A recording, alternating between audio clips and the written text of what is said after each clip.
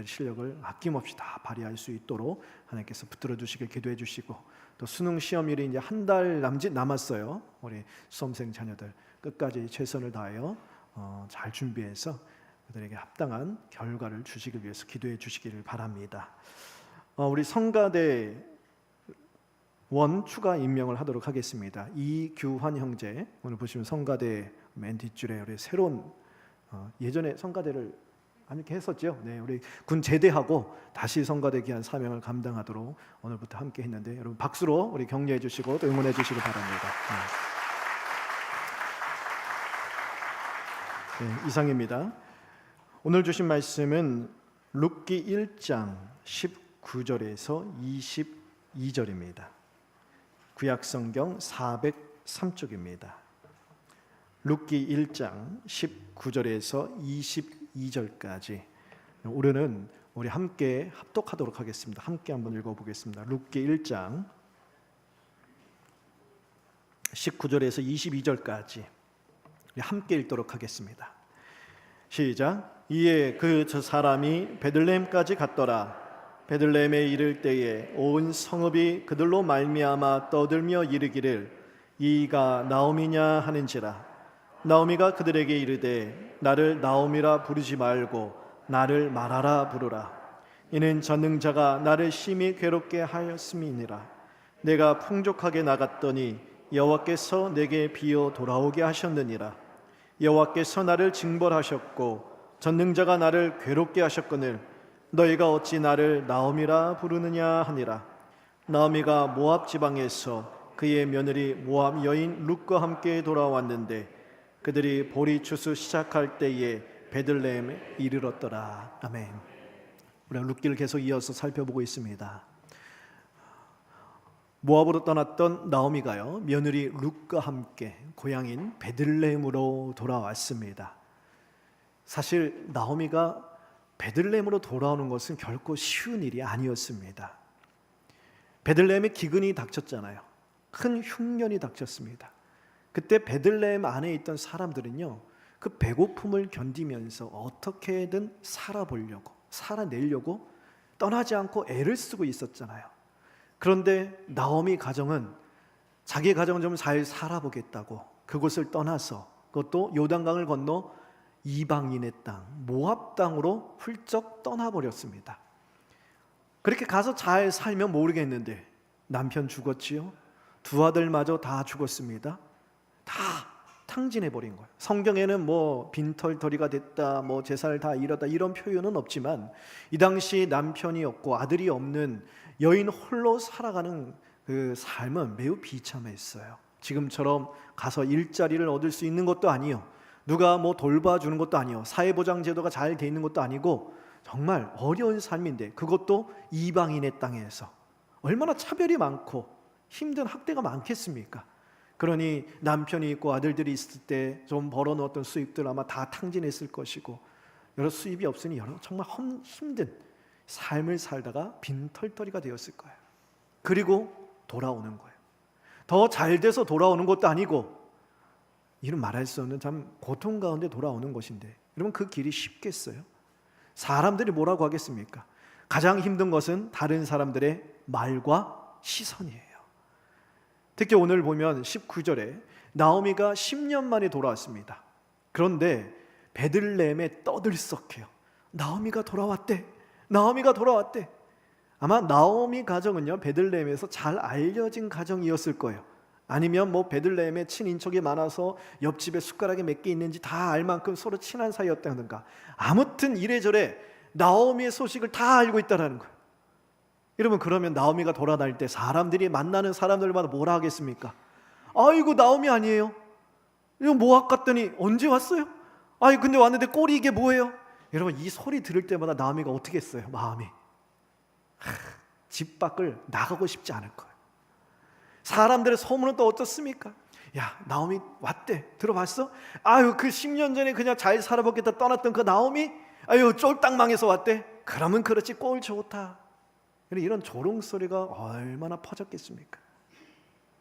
사람들의 소문은요, 꼬리에 꼬리를 물면서 무성해지기 마련이에요. 더 부풀려지는 거예요. 그 소문을 나오미가 들었을 때 얼마나 마음이 아프겠습니까? 누구나 고향에 돌아갈 때는요, 그래서 성공해서 가고 싶어 해요. 출세해서 가는 거예요. 나오미처럼 이런 환경과 이런 형편으로 가는 사람은 거의 없을 것입니다. 성공해서도 아니고 부끄러운 모습으로 돌아갈 바에는 차라리 아무도 모르는 동네, 나는 아는 사람이 한 명도 없는 그런 곳으로 가는 게 나은 거예요. 그런데 나오미는 오늘 어디로 갑니까? 베들레헴으로 갑니다. 고향으로 가요. 남들 시선 의식하는 마음, 내 체면 따지는 마음 생각하면 절대로 못 가요. 그런데 남들 시선, 내 체면 따지고는 그 마음들 다 내려놓고 하나님의 은혜만 바라보며 돌아가는 것입니다. 어떤 은혜예요? 자기 백성을 돌보셨다라는 은혜입니다. 그 소식을 들었잖아요. 이스라엘 백성들이 자기 소견에 오른 대로 살아가다가 다 하나님 말씀 버리고 각자 제 마음대로 살아갔어요. 하나님의 은혜가 떠났어요. 영광이 떠났어요. 하나님이 떠나셨다고요. 그래서 떡집에 떡이 없는 공고함이 닥쳐왔는데, 그런데 하나님께서 자기 백성을 돌보셨다, 양식을 주셨다, 은혜를 주셨다, 베들레헴에 하나님의 임재가 깃들기 시작했다, 하나님의 역사가 있고 하나님의 영광이 차고 넘치기 시작했다. 그러니 나도 거기로 가면 내 텅 빈 삶에 다시 은혜가 차고 넘치겠다, 내 비어있는 삶에 하나님의 은혜로 새롭게 해주시리라. 그 소망 바라보고 그 하나님의 은혜만 바라보고 나가는 것입니다. 여러분, 때로는요, 우리가 우리의 마음과 삶을 하나님께로 돌이키려고 할 때 가장 큰 장애물이 되는 게 무엇인지 아세요? 내 자신이에요. 다른 사람도 아니고요, 환경도 아니고 문제도 아니에요. 내 자신이에요. 남들 시선 의식하는 내 마음, 내 자존심 차리고자 하는 마음, 다른 사람들 입에 오르락 내리락 하기 싫어하는 마음, 내 자신 때문에 하나님께 우리의 마음을 온전히 돌이키지 못할 때가 많다라는 것입니다. 그래서 우리 주변에 보면 남들 시선 때문에 그렇게 말씀하시는 분들이 있어요. 그래서 내가 잘 돼서 가겠습니다. 뭐예요? 성공하면 다시 교회로 가겠다는, 내 상황이 해결되면 떳떳한 모습으로, 사람들 앞에 떳떳한 모습으로, 또한 하나님 앞에 떳떳한 모습으로 다시 예배의 자리로 가겠다는 거예요. 문제가 해결되면 가겠습니다, 그렇게 말씀하시는 분들이 있어요. 여러분, 문제가 해결되어야 하나님께 나오는 게 아니에요. 문제를 가지고 나오는 것입니다. 문제를 가지고 나와야 해결받는 거예요. 이처럼 우리 자신이나 내 상황에 얽매여 있는 마음으로는요, 하나님께 온전히 돌이킬 수가 없다는 것이죠. 그러므로 내 자신의 얽매여 있는 시선 내려놓고 은혜 베푸시는 하나님을 바라봐야 합니다. 부끄러움도, 체면도, 자존심도, 다른 사람들 시선 의식하는 마음도 다 내려놓고 내가 하나님께로만 가면 하나님은 은혜가 풍성하신 하나님이시니 내 텅 빈 삶을 회복시켜 주시리라, 내 메마른 영혼을 해결해 주시리라, 내 모든 얽혀있는 문제를 풀어 주시리라. 그 하나님의 은혜 앞으로 온전히 돌이키시게 되기를 바랍니다. 여러분, 탕자를 한번 생각해 보세요. 탕자가 아버지 앞에 먼저 유산을 달라고 해서 그 재산을 가지고 먼 나라로 떠나서 모든 것을 다 탕진해 버렸어요. 그리고 돼지 쥐염 열매를 먹으며 생계를 꾸려나갔다, 성경이 기록을 하는데, 예수님께서 이 비유를 말씀하시는 것도 참 재미가 있어요. 여러분, 얼마나 참 가진 것이 없고 민생의 나락으로 떨어졌는지 그것을 돼지 쥐염 열매를 먹었다고 표현하는 거예요. 쉽게 말하면 돼지 우리에 갇혀서 돼지하고 함께 돼지가 먹는 열매를 네가 먹냐 내가 먹냐 싸우고 있다는 거. 비참하지 않아요? 다른 사람들과 함께 먹을 거 하나 가지고 뭔가 뭐 하나 나눠 가지려고 싸우는 게 아니라, 사람이 아니라 돼지랑, 돼지가 머리를 대면요 손을 밀치면서 내가 먹을 거, 돼지랑 그 싸움하고 있다는 거예요. 돼지 우리에서. 그 탕자가 자기 자신의 모습에 얽매여 있었다면 아버지께로 절대로 못 돌아가는 거예요. 내가 불효막심하게 아버지를 떠날 때는 언제고, 이제 와서 내가 무슨 염치로 아버지께로 돌아가겠는가, 자기를 생각했으면 못 돌아가는 거예요. 그런데 그때 탕자는 아버지를 생각한다는 거예요. 누가복음 15장 17절 보세요. 내 아버지에는 양식이 풍족한, 앞에 다 떼고 스스로 돌이키 이르되 내 아버지에게는 양식이 풍족한 품꾼이 얼마나 많은가. 근데 나는 여기서 죽여 죽는구나. 자, 아버지를 생각하는 거예요. 아버지의 무엇을요? 은혜가 풍성한 아버지, 얼마나 은혜가 풍성한지 아버지의 집에 있는 품꾼들은요, 양식이 많대요. 다른 말로 하면 아버지가 양식을 많이 준다는 거예요. 다른 집에서는 이만큼 일하면 요만큼 줘요. 계약서상 하나 일하면 하나밖에 돼 있어요. 그걸 받아도 하인들은, 품꾼들은 고마워하고 기뻐해요. 그런데 아버지의 집에서는 하나를 일하면 둘을 줄 뻔한 셋을 주면 넉넉히 준다는 거, 양식을 많이 준다는 거. 왜요? 은혜가 풍성해서. 그러나 아버지의 집에 내가 돌아가자, 여기서 내가 줄여 죽지만 그 은혜가 풍성한 아버지 집으로 가면, 그래서 나를 품꾼의 하나로 삼아달라고 하면 품꾼이라 할지라도 여기서보단 낫다 이거예요. 내 주림, 이 육신을 채울 수 있다라는 거예요. 그래서 아버지께로 돌아가는 거예요. 그때 이 탕자의 아버지가 언제 돌아올까 계속 기다리다가 탕자, 드디어 둘째 아들이 돌아옵니다. 그 아들을 향하여 뭐라 합니까?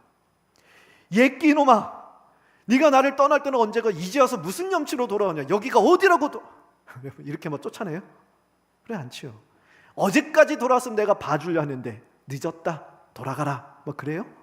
야, 나한테 돌아오려면 최소한 좀 뭐 옷이라도 깨끗해 하고 좀 성공해서 돌아와야지. 가라, 성공해서 돌아오고 돌려보냅니까? 아니에요. 그런 말 하나도 없어요. 안아주는 거예요. 있는 모습 그대로 안아주고 아들의 지위를 회복시켜 줍니다. 우리 살아계신 하나님이 우리를 이렇게 안아주신다는 거예요. 우리가 죄인 되었을 때에 독생자를 십자가에 아끼지 않고 내어주시며 끝까지 사랑하신 하나님은요, 우리가 어떤 모습이든지 어떤 자리에 있든지 우리가 하나님께로 돌이키기만 하면 우리를 안아주세요. 야, 염치도 없다, 네가 나를 모른 척 할 때는 언제고 공고해지니까 이제서야 나한테 돌아오냐, 얘라 돌아가라, 이러지 않으세요. 지은 죄 다 씻고 오라고 돌려보내지 않으세요. 너무 늦었다고 말씀하시도 아니고요, 보란듯이 성공해서 돌아오라고 돌려보내지도 않으신다는 것.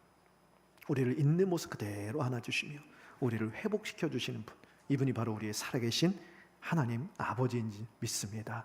그렇기 때문에 우리는 어떤 상황 속에서도 어떤 시간 속에서도 하나님께 돌이키지 못할 이유가 있다 없다? 없다라는 거예요. 하나님께 못 돌아갈 이유가 전혀 없는 것입니다. 여러분, 오늘 이 말씀은요, 하나님 품을 떠난 분들에게만 해당되는 이야기가 아닙니다.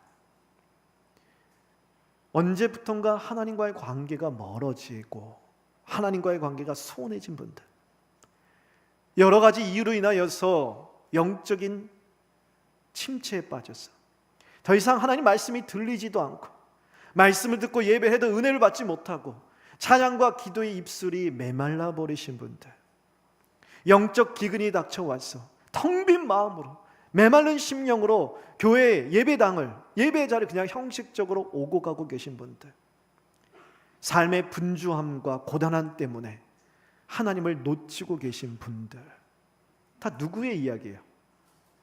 우리들의 이야기예요. 우리들에게 주시는 말씀이에요. 혹시 우리에게 어떤 영적 기근과 흉년이 닥쳤습니까? 여러분, 그 자리에서 눈을 들어 우리를 돌보시고 은혜 베푸시는 하나님을 바라보세요. 하나님께로 여러분의 마음을 온전히 돌이키시게 되기를 바랍니다. 내가 하나님께로부터 멀리 떨어져 있다 생각될지라도, 죄가 많아서 하나님께 나아가기 너무 부족해 보일지라도, 자격이 없어 보일지라도, 다른 사람들의 그런 시선이 부담스러울지라도 하나님 바라보세요. 그 하나님 어떤 하나님이세요?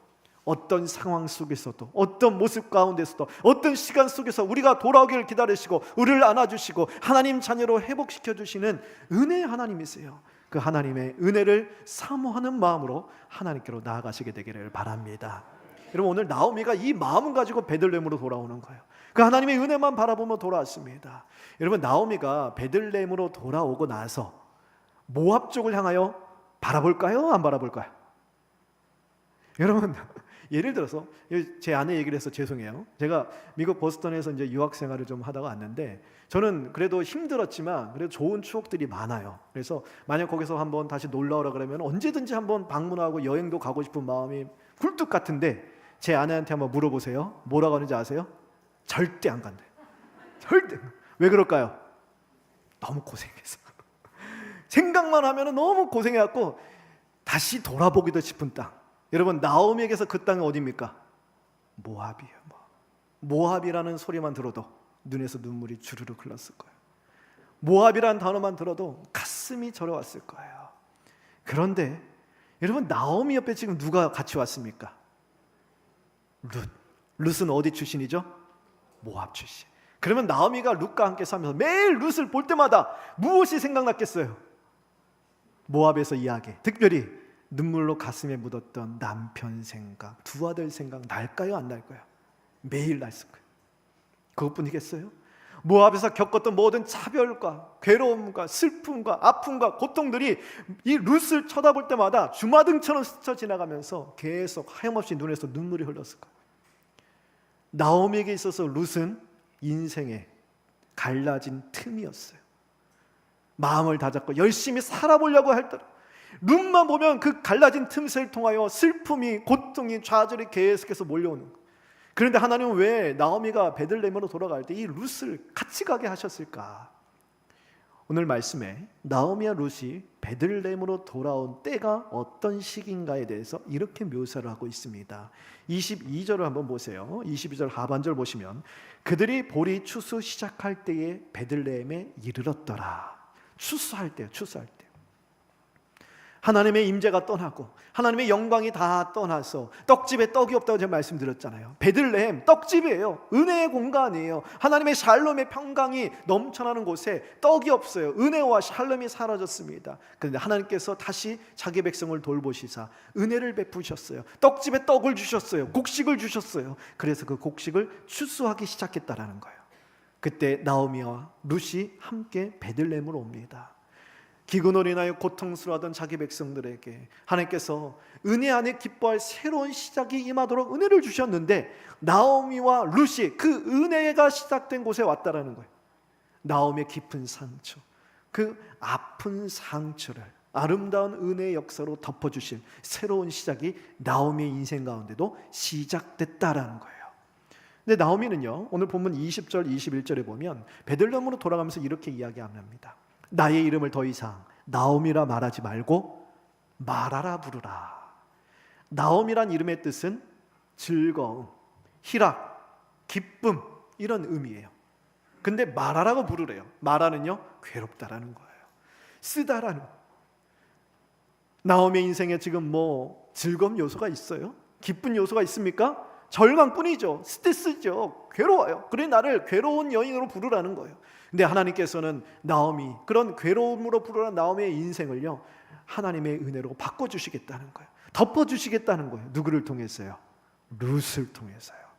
나오미 입장에서 룻은 아픈 손가락이고 인생에 갈라진 틈이고 룻 때문에 매일 괴로울지라도 하나님 그 룻을 통해서 나오미의 찢겨진 삶을 싸매어 주시겠다는 거예요.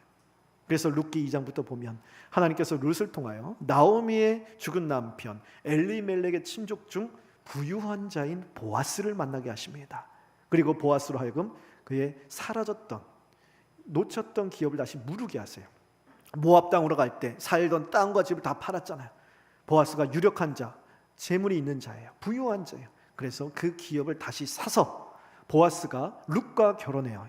보아스가 엘리멜렉의 가문의 후사를 이어가게 하십니다. 하나님은 룻을 통해서 나오미의 슬픔을 변화시켜 기쁨이 되게 하시고요, 룻을 통하여 나오미의 텅 빈 삶을 하나님의 기쁨으로 채워주시는 거예요.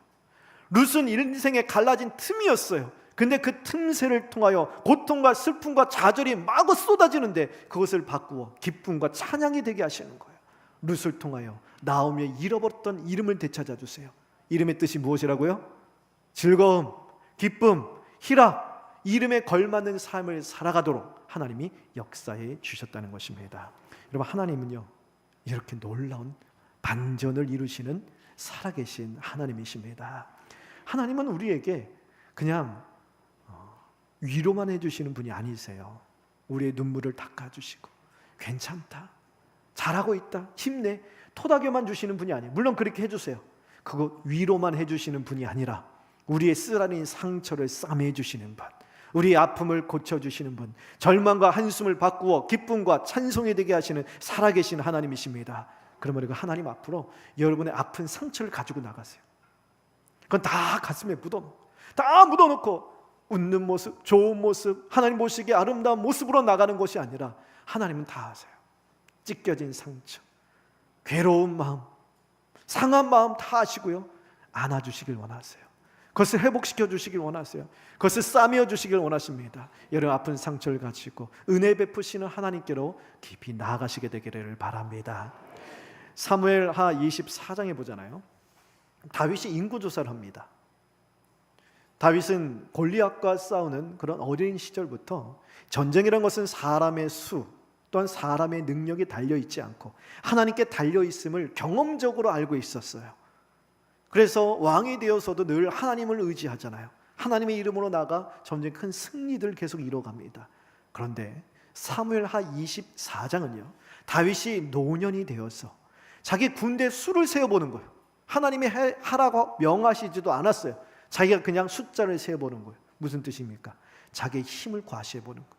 내가 지금 노년의 날이 되어서 왕의 자리에서 이만큼 통치했는데 과연 내가 얼만큼 업적을 쌓았는가? 내가 한번 힘을 내면 얼마나 힘을 부릴 수 있는가? 내가 한마디 하면 얼마나 많은 군사를 동원할 수 있는가? 자기 힘을 과시하고 확인해 보고자 했습니다. 교만이죠. 하나님이 기뻐하시지 않으셨어요. 진노를 내리십니다. 책망하십니다. 선지자 갓을 보냈어요. 책망하시면서 하시는 말씀이 7년 동안 이 나라에 기근이 될 것인가? 아니면 3개월 동안 대적에게 쫓길 것인가? 아니면 3일 동안 전염병이 창궐할 것인가? 셋 중에 하나를 택하래요. 하나님의 진노지요. 그러자 다윗은 세 번째를 택합니다. 하나님께서 여호와의 천사를 보내셔서 3일 동안 이스라엘 모든 백성을 전염병으로 치시는데 3일 동안 무려 7만 명이나 죽음을 당하게 됩니다. 진노를 베푸셨어요. 하지만 하나님의 진노 가운데서도 자비와 긍휼을 베푸시는 하나님이세요. 하나님께서 이 진노의 천사가 아라우나 타작 마당을 지나갈 때 거기에 멈추라 하세요. 그리고 다윗을 급히 부르십니다. 다윗으로 하여금 그곳에서 제단을 쌓고 제사를 드리게 했어요. 예배를 드리게 하세요. 그 예배를 받으시고 하나님께서 전염병을 그치게 하시는 거예요. 진노 중에서도 자비와 긍휼을 베푸시는 하나님, 다윗은 그 하나님의 은혜를 경험한 것이죠. 그리고 나서 다윗이 그 은혜를 노래한 것이 시편 30편이에요.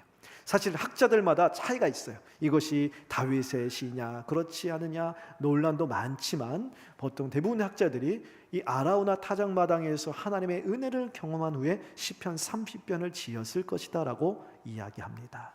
시편 30편 5절 말씀 같이 한번 읽어보겠습니다. 시작. 그의 노염은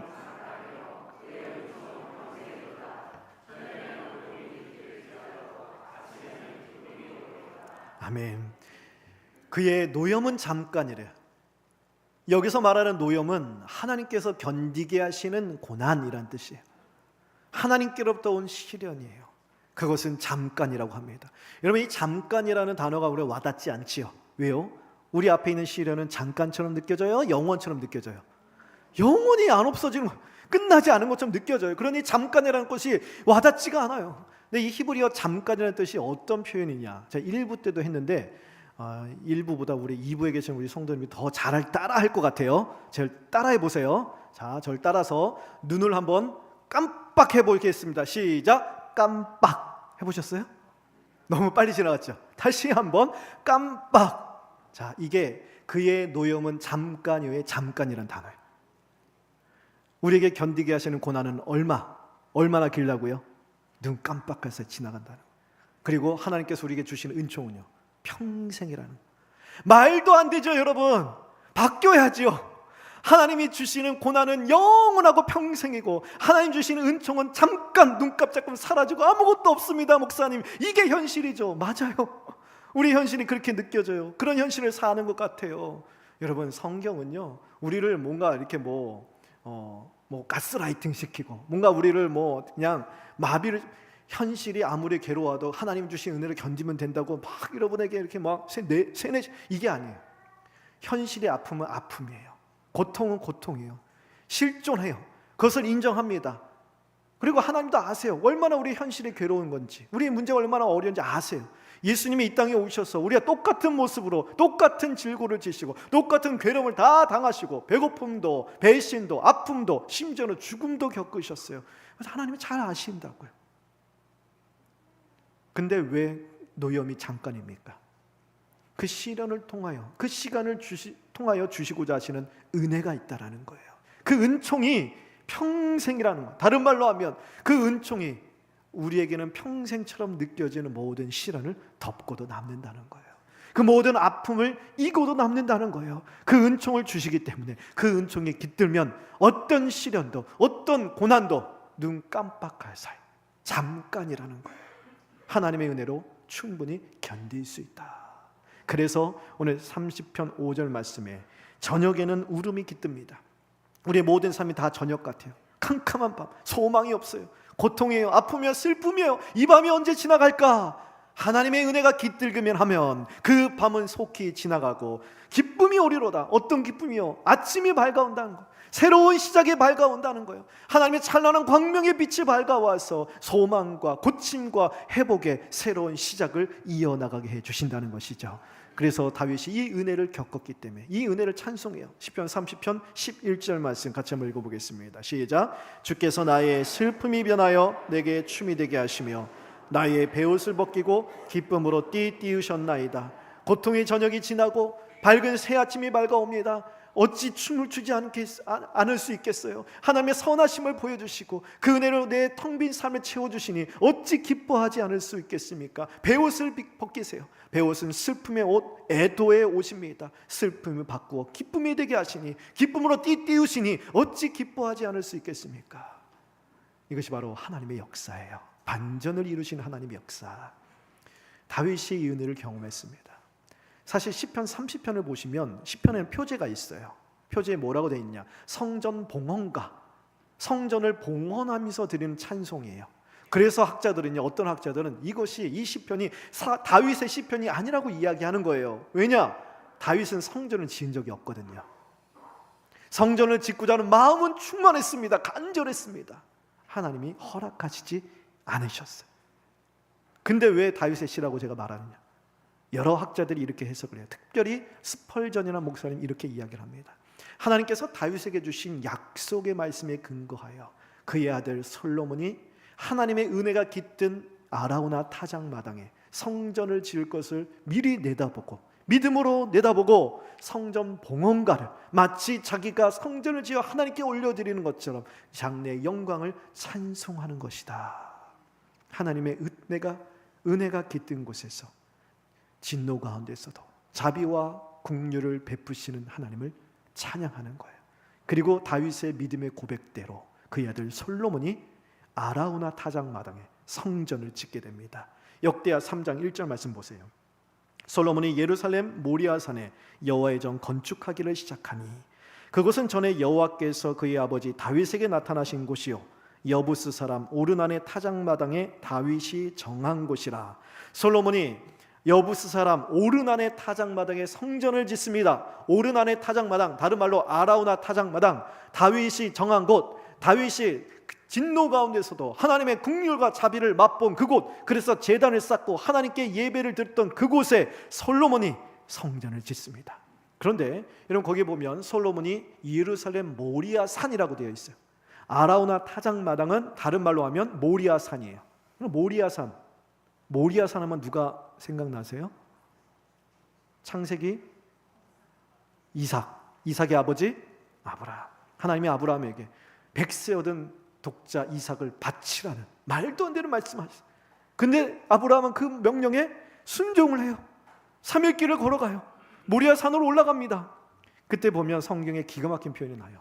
이삭이 이 장작을 들고 짊어지고 올라갔대요. 아브라함이 하나님이 번제로 드리라 그랬잖아요. 여러분, 번제로는 다 태워드리는 거예요. 양 한 마리, 소 한 마리 태워드리는 것 아브라함이 수탁했겠죠. 그러면 계산이 서요. 양 한 마리를 태우려면 이게 나무가 장작이 어느 정도 필요하다. 소 한 마리 태워드리려면 이 정도 필요하다. 다 알아요. 그런데 이삭을 번제로 드려요. 산채로 다 태워드려요. 그러면 이 정도의 이 땔감이 필요하겠다. 계산이 서는 거예요. 요만큼 가져가서 사람을 태울 수 있어요? 이만큼 가져가 태울 수 있어요? 엄청 가져가야 돼요.